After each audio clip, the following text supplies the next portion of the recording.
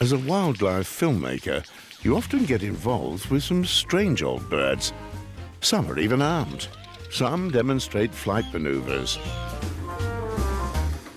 The main cast is full of ideas, sociable, and do just as they like.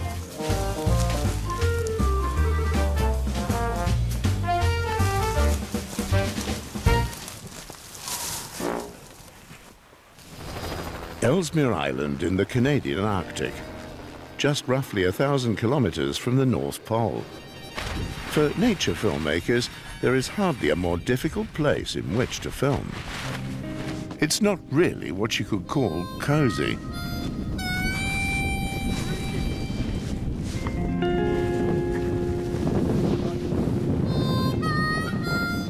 Icy cold temperatures. Greetings tend to be a little frosty and stormy. But none of this can stop Ivo Nürnberg and Oliver Goetze when on a mission. They want to capture Arctic wolves. On film, of course.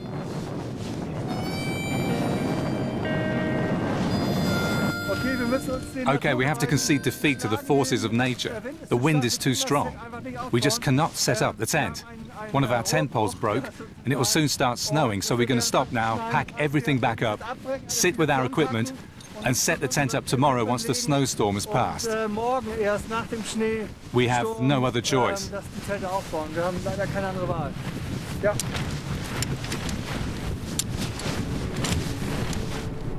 They spend the night in emergency tents with the equipment.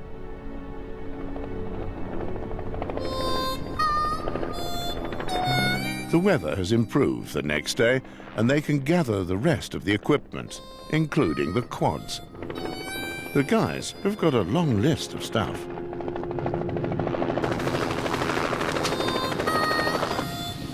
Well, we've got all our gear. All that gear is here, delivered, and we're where we're going to be for the next 2 months. Woo! Hardly unpacked, and here come the first gorpers. A young Arctic wolf curiously examines the equipment.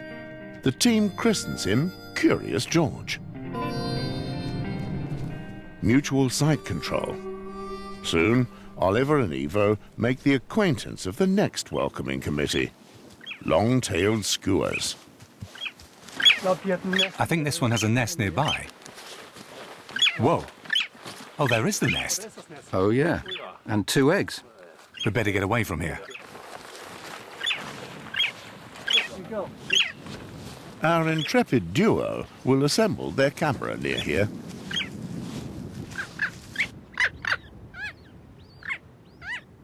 And their new pal doesn't make them wait for long either. Oh, the wolf is very close. It has to be George. The bird's coming from the left now. He's attacking. Watch out. Low flight. 3 meters, 2 meters, and whack. The bird couldn't be less impressed by the wolf's antics. She is adamant that her eggs will not be anyone's lunch. That would be better in slow motion. Unfortunately, I'm panning a bit. I don't think so. No, you're only panning a little bit. It's okay. He's right in the middle. And then you're perfect. That's totally perfect. The panning shot isn't a problem at all, because you're standing still for the landing. A tricky task. The camera must always be adjusted correctly, especially when the visitors are from high up above. Ivo, you've been given the bird. Yeah, very funny. He needs to be in front of the camera, not on my head. But we managed to get a few good shots. He somehow likes me, or in any case, finds me of practical use as a vantage point. The coast is clear. No enemies in sight, and the skua moves on. When Ivo and Oliver return, their temporary home has been rearranged. They've been looted by wolves. Oh, das Zelt. Oh, our tent has also been ripped open. Didn't you see that? No, I was so focused on the bin they had ripped open, they've completely torn the tent apart. Okay, well, looks like we'll be needing a new one. Oliver has a theory. I did think when we were chatting away today, 4 wolves were lying out front. I must have thought to themselves, we'll wait till they're gone, and then we'll open the door.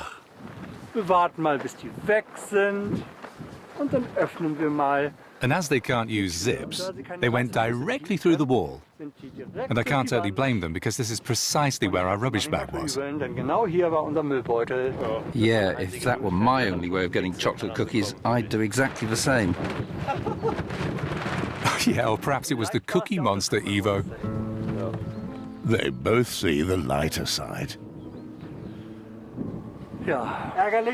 Annoying, yes, but you can't blame the wolves. It's still bloody annoying, though.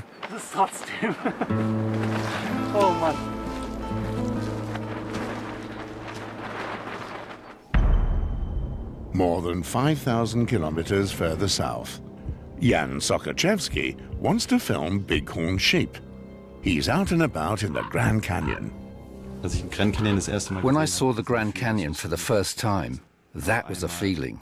Something you don't forget in a hurry. Out of the blue, there is a gorge that practically stretches to the horizon. And you're speechless. The Colorado River flows down below. We used a raft because we wanted to show the canyon from below. A complex undertaking. The next motel, far away.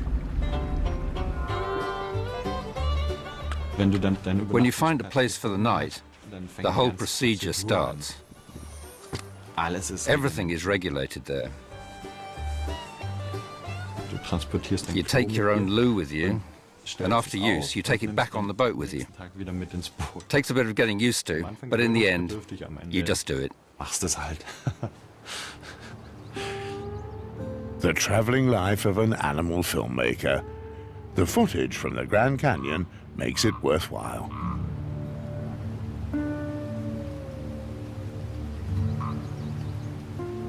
The next morning, you just pack your stuff and then head for the next goal in the deep gorge. To the White Water Course. Today's motto, put your foot down.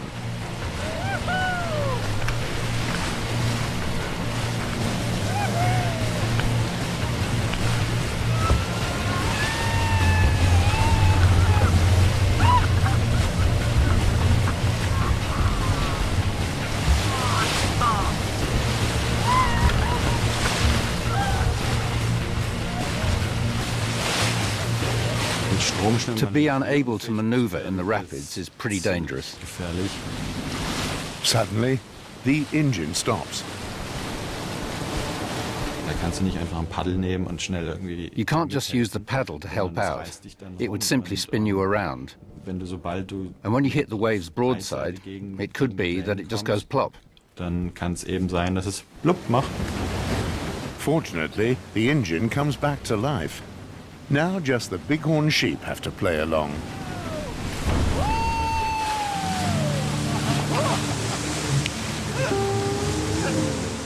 It's as quiet as a grave down there. Then suddenly, a sound like a rifle shot.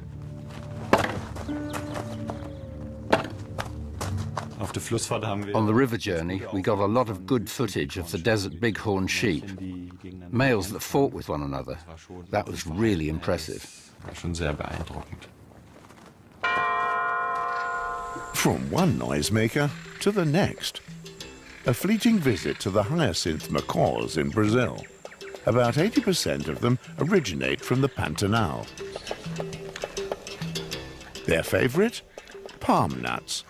The neighbors' cattle come in handy here. They chew off the outer shell and secrete or excrete the kernels, back or front.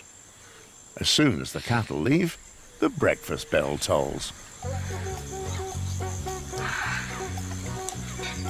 The blue parrots eat exclusively the nuts of the bocaiúva and acuri palms.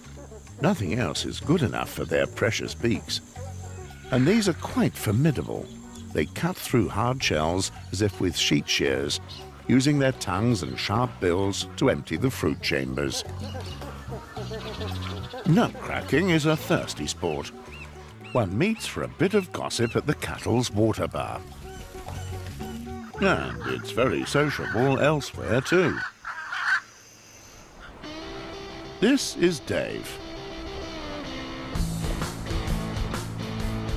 And this is his co-pilot, Samson.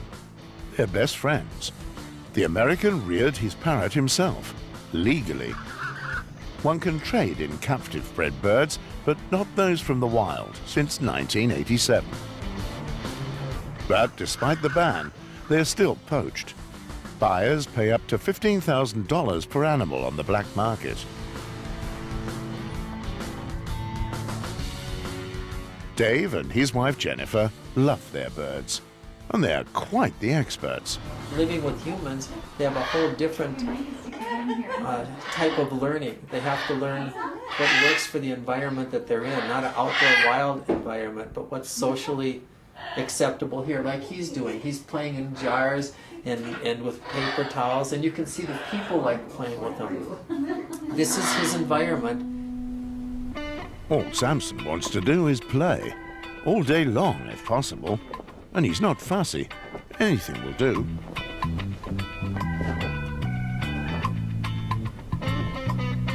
Some of the least expensive toys are the best. That roll of towels costs 50 cents, and that's what he plays with. And he enjoys disassembling his toys too. Keeping parrots is traditional. In past centuries, the noble and the wealthy invested a lot of money in them. Hyacinth macaws are pretty, teachable, and enjoy company, both in the wilderness and in the living room. They're like a good cuddle, too. Most parrots have a pronounced playful instinct, but it's much more fun in groups. When playing, the animals consolidate their relationships between one another. Tame and wild macaws alike have a few tricks up their sleeves. They play in their home country, Brazil, too, even as adults. Very rare behavior for birds.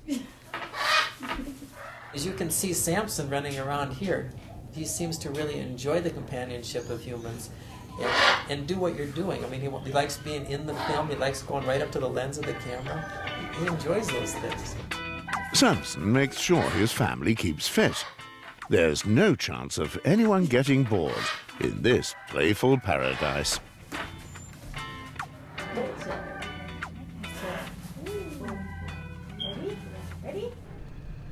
Back in the Arctic. It's Easy Rider. Well, almost.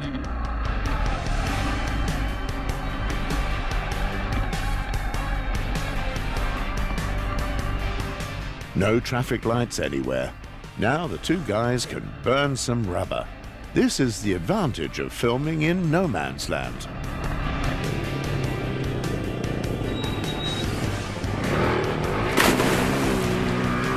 The goal of the cross-country trip is the so-called Yellow Mountain, one of the area's most exciting film locations. On today's agenda, we have aerial shots with a drone. Vielleicht machen wir erstmal hier oben dran.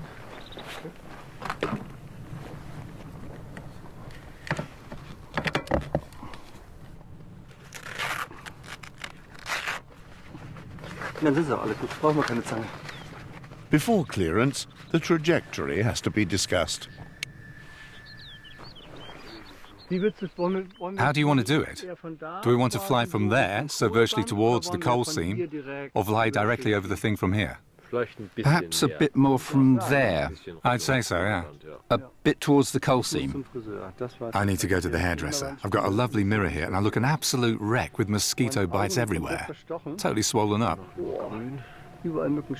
Perhaps a bit more insect repellent on top, yeah? On where? On your face. I thought on the helicopter, because the helicopter will get rid of Der them. Helikopter wird die schon wegrotieren. For Ivo and Oliver, the stinging pests will be the least of their problems today. But first of all, a textbook takeoff. Then suddenly, a short stutter, and the drone saying its goodbyes.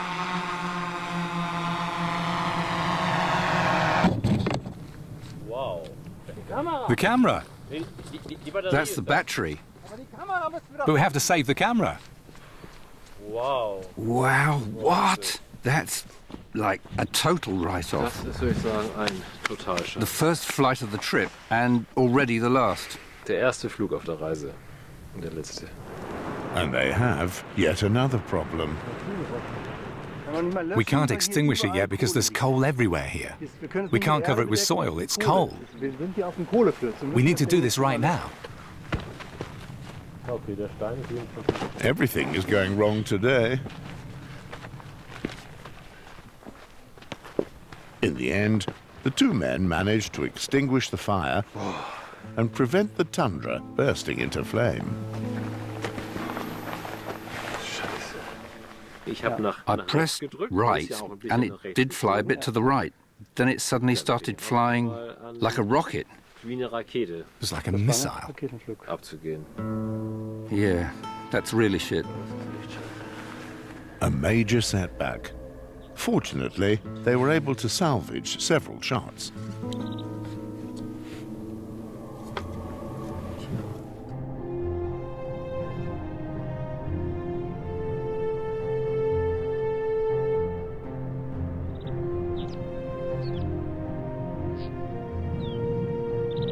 From the barren Arctic to verdant Finland. This is Antti Lainonen, a nature photographer and avowed Wolverine fan. No one knows these creatures quite like he does. He's currently on the move. He's been following the shy animals now for 18 years. His son has to join him, whether he wants to or not. His 80-kilogram hideaway too. Arduous drudgery. The goal? The cave of Wolverine lady Aura and her kiddies. Just in case, a little adjustment to the lens. In the hope of soon being able to capture the timid forest inhabitants on film. But it is destined to be a difficult undertaking again. So that nothing goes unnoticed, Antti installs a motion sensor close by his hut. This should warn him, or at least wake him up in time. He often spends the entire night here. Many refer to the wolverine as the world's shyest animal. Some even think it's invisible. But Antti's motion sensors tend to disagree. They are closer to the phantom than they would prefer. As the Wolverine pack has already noticed the new installation and is initiating countermeasures. The time is right. The Wolverine mum is distracted by a decoy and preoccupied with her snack. This requires teamwork.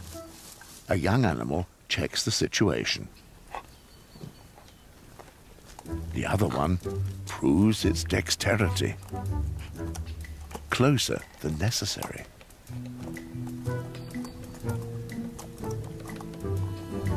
Finished. Even in the primeval forests of Finland, one is not safe from vandalism. Without an early warning system, Antti has to be patient and trust in his eyesight. Which is difficult when one has to wait and wait and wait. And nothing happens.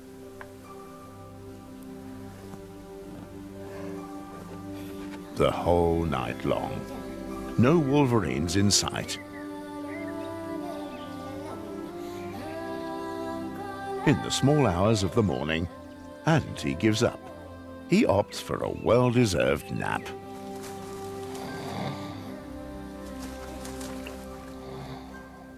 His snoring resounds through the entire forest and attracts, well, who could it be?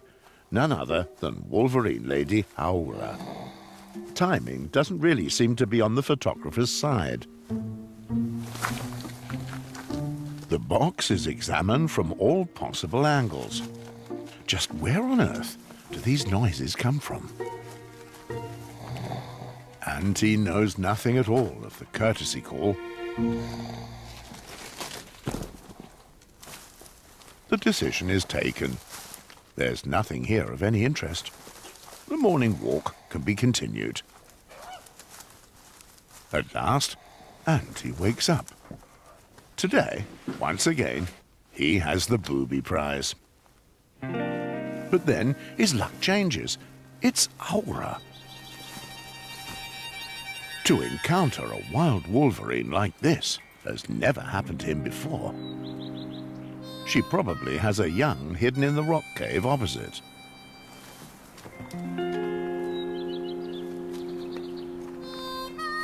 And he grabs a late breakfast with his wife and is able to warm up a little. A welcome pick-me-up, especially in the winter.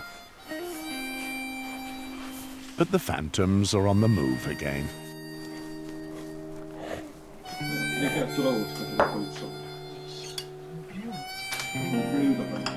They too fancy a tasty breakfast.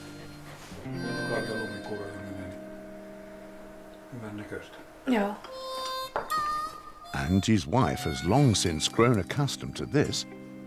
Whenever the giant marten turns up, her husband drops everything else. Without socks, too.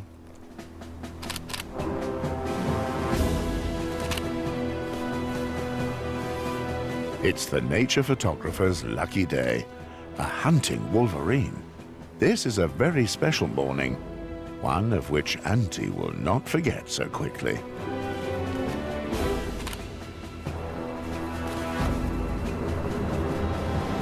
Once again, the ordeals have been worthwhile.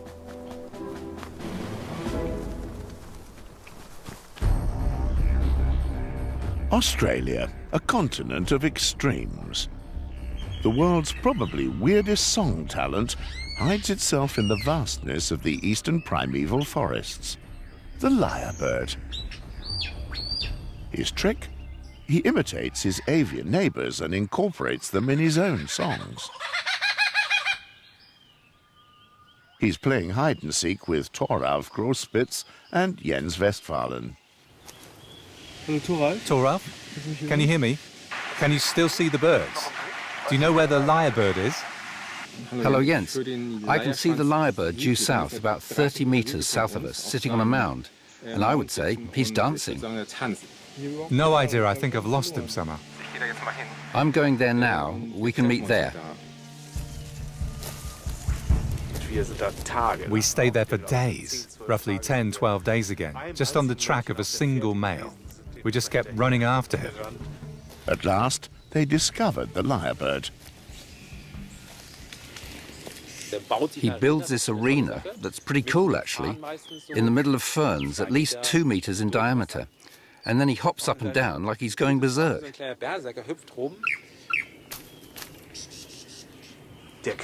the guy acts as if he's some kind of disco dancer, and that makes him almost human. If I think back to my youth, I wasn't really much different. A born entertainer, his repertoire is huge.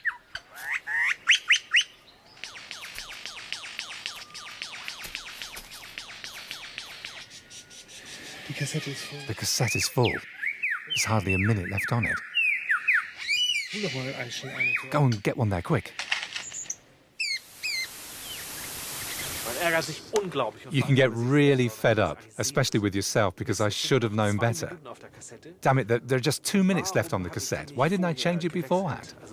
These are the missed opportunities, and that really pees you off. But then again, it worked in the end.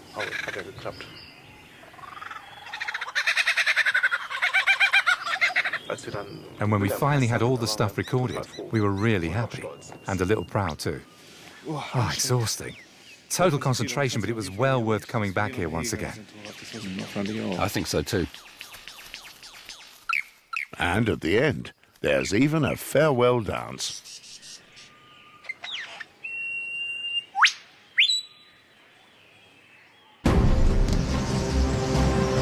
It's not quite so tranquil for the birds on Heligoland. Autumn has arrived and mighty tempests rage over the North Sea. Punctually, with the first autumn winds, a very special species appears on Heligoland. Just after sunrise, one can spot them all over the island. Bird watchers and hobby ornithologists. Or simply, birders. Heiko Smile-Johann knows exactly what it takes to be bird crazy. A typical bird watcher has binoculars hanging round his neck, a spotting scope on his shoulder, a camera in his backpack. And they run around the island the whole day. A small green warbler originally from Asia and only seen in Germany once or twice a year. The patience that bird fans have, waiting for something rare, is really impressive. When someone contracts bird fever, in the positive sense of the word, there's no going back. And the colour wasn't totally red, it was more light pink. Everyone wants to discover a rarity. A real highlight is the grey-necked bunting. He's from Asia and has just been seen in Germany for the very first time. Come rain or storm, nothing can prevent the birder's excitement. The bird itself couldn't care less and takes the whole thing in its stride.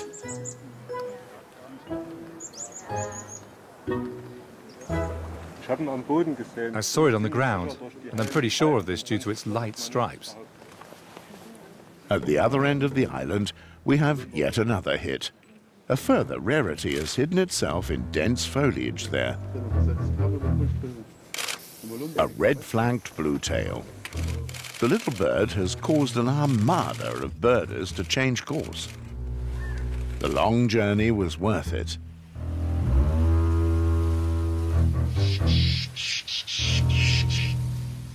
Peace at last. In most corners of Heligoland, life is contemplative again, once the birders have left. But the real circus begins shortly. This time, it's the cheap and cheerful Mecca. The day trippers. They turn up in droves in the summer. Duty-free shopping attracts them to the island. Werte Fahrgäste, wir haben in wenigen Minuten unser Fahrziel, die Reede von Helgoland, erreicht. Hop in the boat, hop out of the boat, and off for a quick round in the island train.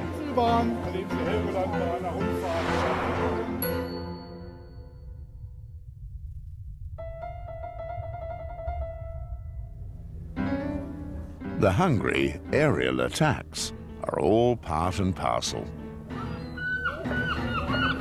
That's one way of finishing your ice cream. On the Oberland, once around the lighthouse, just been on the Pinneberg. A quick selfie, then down the steps, back into the boat, and then back on the ship. Pure stress. The coast of England. Forts and sheep and castles made of sand. Bathing resorts like Scarborough attract tourists like magnets. A day out for the kiddies. A tasty snack in between. And of course, traditional fish and chips.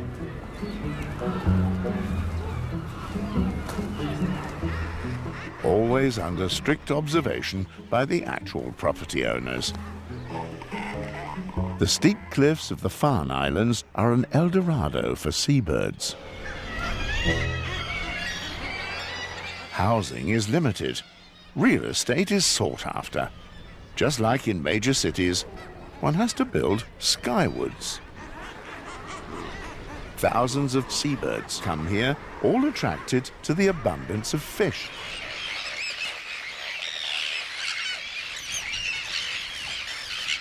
In order for terns and co to be able to live in peace on these islands, they are closely guarded. The sheriffs have plenty to do, because visitors invade the islands in droves every day, and, so to speak, tread all over the birds.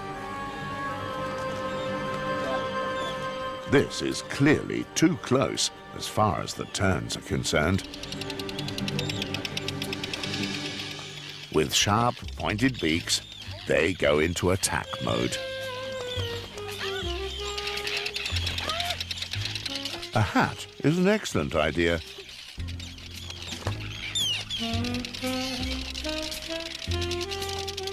Blockades are also tested.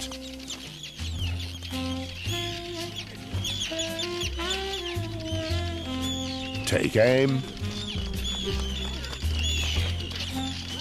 Then the attack. Fortunately, the visitors only remain for a few hours. Before long, the rocks only belong to the birds again.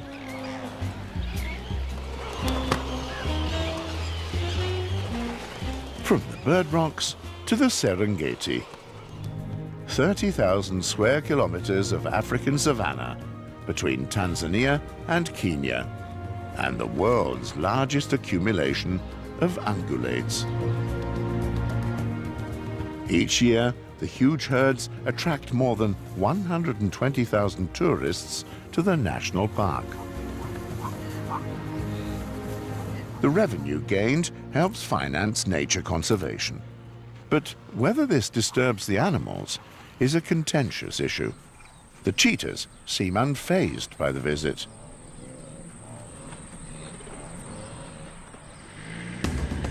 Animal filmmaker Reinhard Radke sees things differently. He's been making films on the Serengeti always after spectacular images, rarely without drifting tourists. A hunt is on the books. Will Reinhard Radke have better luck this time? No. And there they are. Tourists are always there and seem to have perfect timing.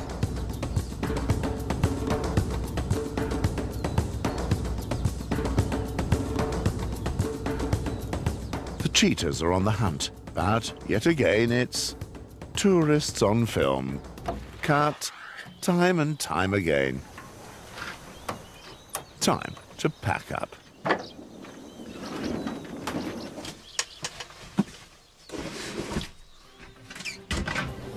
A new day, new fortune. The team wants to risk another attempt in the open savanna of capturing hunting cheetahs on film, but the wildcats seem to have little desire to move. Ivo Nuremberg is also out and about, together with Peter Blackwell. I'll probably get stuck here. Roof reinforcements and a camera balcony have been especially installed. Ivo has brought a special camera along, and Peter is the animal scout. He has the right nose and can get the stars of the Serengeti in front of Ivo's lens. The conditions are fantastic. The car is in position, Ivo too. The camera is running. The animals are there. But nothing happens. An animal filmmaker needs a lot of patience. But then, things liven up, at last.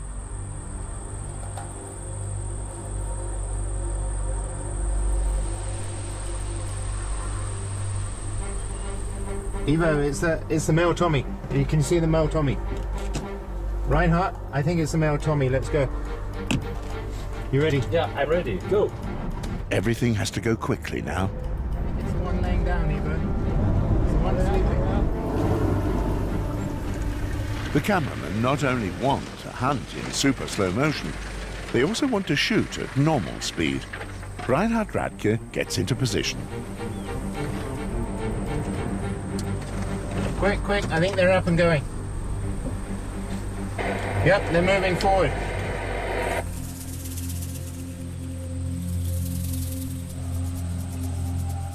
These gazelles are unaware of the 3 cheetahs creeping up behind them. Ivo and Reinhard have to be ready with their cameras simultaneously. Everything seems to work. But then... Ivo, they're going, they're moving. Oh shit, it's not working. They're moving, Ivo, they're moving. Yep, they're off and running. Peter does his best as a commentator. Ivo, they're moving. They're moving. They're running. They're running. Yeah, they're going. The technology is on strike.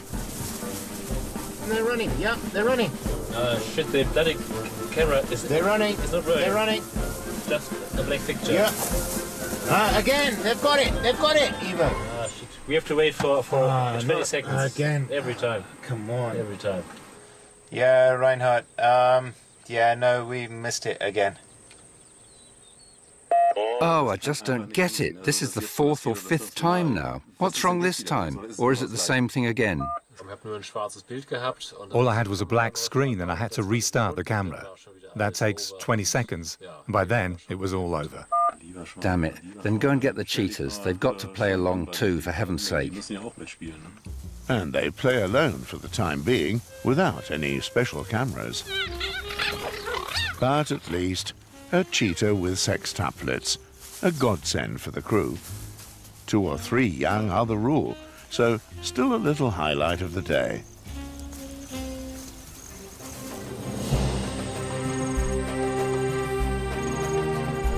The base camp is pitched every night. Good news awaits the team here. Finally, the replacement camera from Germany has arrived. Oh. There's our baby. Hopefully it works. Let's swap it and see if it's up and running. Giving up is not an option for Ivo.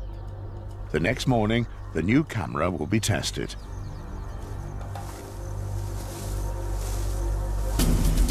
Successfully.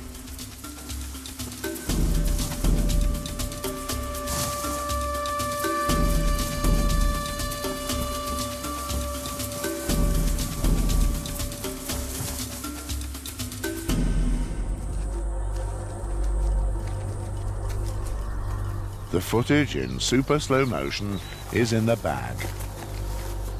Did you get it? Yes, I have it. Hey! Yeah, perfect. The efforts paid off. Ivo Nuremberg and Reinhard Radke once again return home with impressive footage.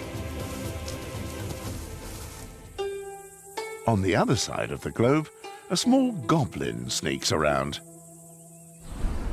His homeland? Japan. A country in which belief in ghosts once reigned supreme. Even today, fire cults are celebrated by those wanting to contact their ancestors.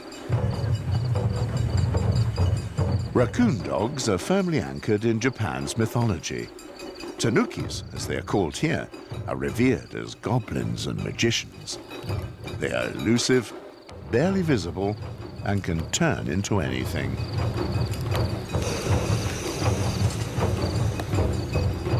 12,000 years ago, raccoon dogs conquered Japan, coinciding with the appearance of the first humans. Today, one mainly encounters their ceramic representatives. This mixture of Buddha, Mickey Mouse, and raccoon dog was conceived over 150 years ago. A brilliant business idea that continues to flourish to this day and makes its descendants pretty wealthy. Concrete and roads as far as the eyes can reach. But if you are a clever goblin, you always have a plan B up your sleeve. Tracks and bridges don't deter him. This is Okawauchi. He's the photographer with the tanuki look.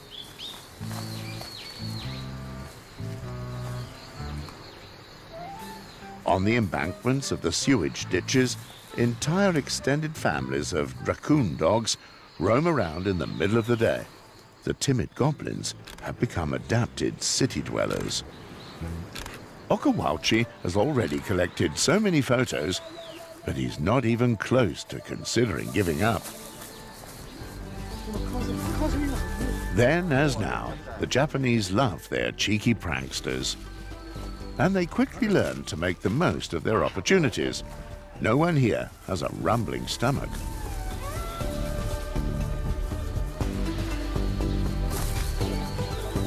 They'll do anything for a rice ball. Tanuki is, well, tanuki.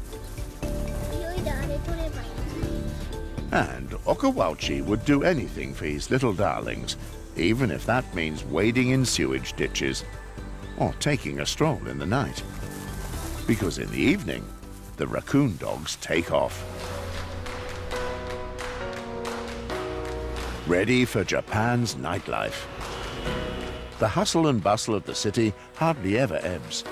No reason for four-legged boarders to stay at home. Especially not for the shrewd goblins.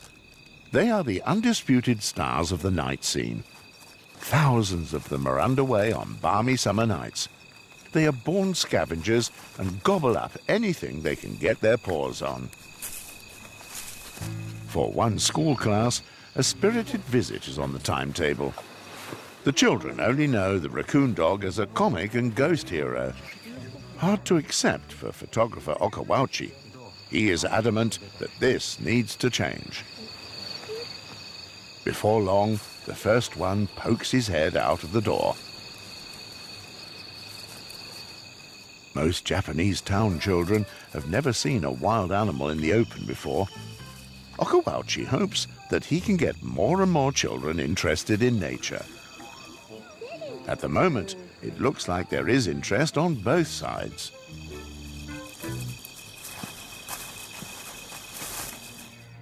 The bright lights of the big city can't be found here. The Russian wilderness, untamed and uninhabited. And in its midst, a colossus that obviously feels at home here.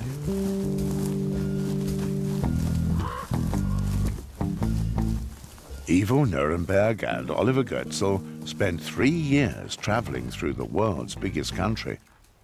But hunters can be found here too, and many animals are timid. No problem for our duo.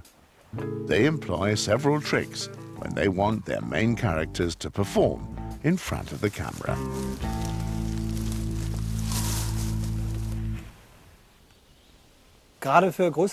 Especially for larger mammals like bears, we usually have a second camera. So I sit next to Ivo in hiding. I have my radio control and can then operate the camera while Ivo takes the main shots. The problem with this is that, of course, the camera always smells a bit like people. This one, however, is prepared with honey and magically attracts the little bear. Reason enough for him to inspect the thing in depth.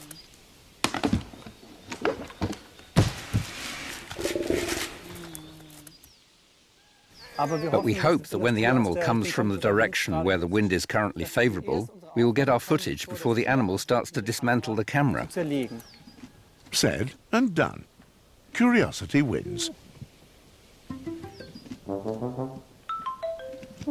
Bears will do anything for honey. This makes them dangerous for the wildlife filmmakers. It's not uncommon for the animals to come within 2 meters of their hiding place. Today, however, they only look at the camera, which is soon history.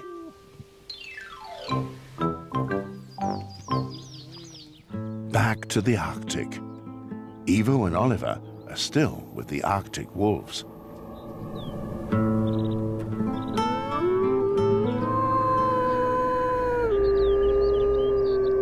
It's the 4th of June, but there's no sign of summer.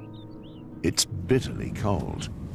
Even so, it drives Oliver out of his makeshift bed early, or rather, in the middle of the night. It's 3:30 a.m. and daylight. A man with a mission.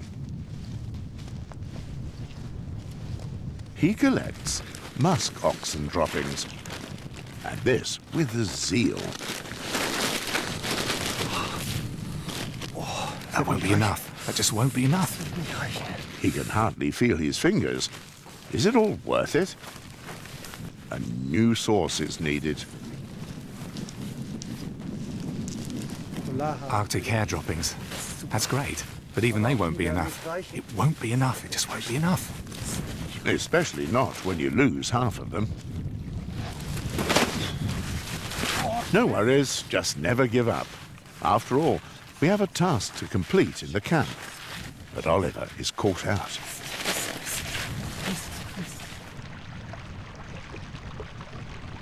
Ivo, du bist schon wach. Ivo, you're awake. Happy birthday. Isn't this an awesome place to celebrate a birthday? Sympathy among animal filmmakers.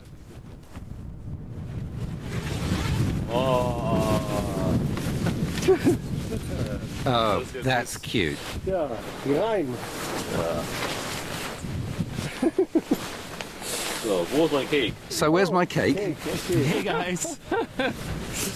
Happy birthday, Ivo. Ah, thank you, Alex. Yeah. There's no cake. All I have is some musk oxen shit and a few hair droppings. What do you think of that, Ivo?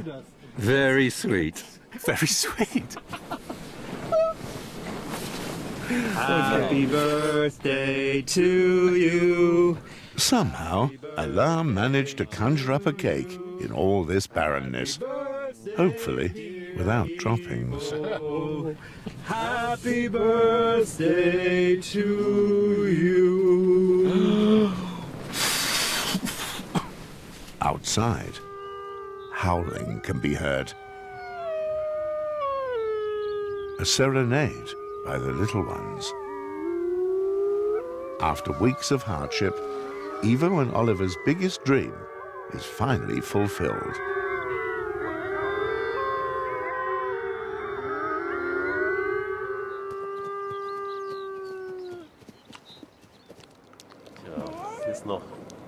So we've now got only 3 days of filming left.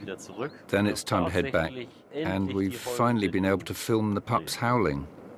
It was so great to finally get that. We'd waited a long, long time for it, and now I'm really looking forward to having my first shower in 2 months. That's going to be great. Here, too, one is grateful for fresh water. The dry season in Africa can be unforgiving. Then both humans and animals are constantly on the lookout for reliable water sources. Yann Westphalen and Thoralf Grospitz are looking for something completely different. Elephants. They're traveling in Botswana and want to film the animals in their natural environment. But they are hard to find. Where are all the elephants? There are enough droppings around. Yes, fresh ones too. It's probably too hot, too cold, too damp, too dry, and too much wind. Not enough wind, too early, too late. Exactly. No idea. We'll find them sooner or later. The two take it humorously. Their current goal is a lodge in the middle of nowhere. The land is characterized by drought. The elephants literally have the better sense of smell and are the first to be there, to the great amazement of the guests. The trunk is a true marvel of nature. With it, they can smell water over many kilometers. During the drought, therefore, they are also happy just to take over the pool. The pachyderms live by a very clear motto. We were here first. The creatures of habit don't leave their long-established hiking trails, and they make regular visits to new human settlements, toilet use included.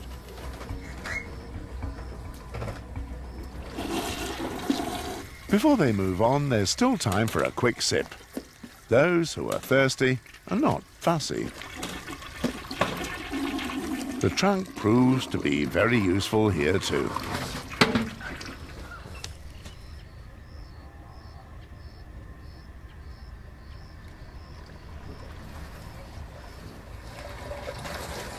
Well, in the dry season, the elephants are sometimes very desperate, like this guy here. So this is a wild elephant. He often comes to the people in their homes where he likes to drink from the loo. Unbelievable, but true. Now he's closed the toilet seat. Tries to open it again. He can! Unbelievable. Very clever. The water seems to have passed quality control. What was that then? I just don't believe it. The second round, too, is taken care of by the house.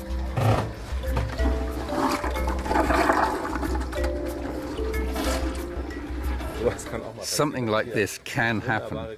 A wonderful story of man and animal, the way it can work in complete harmony.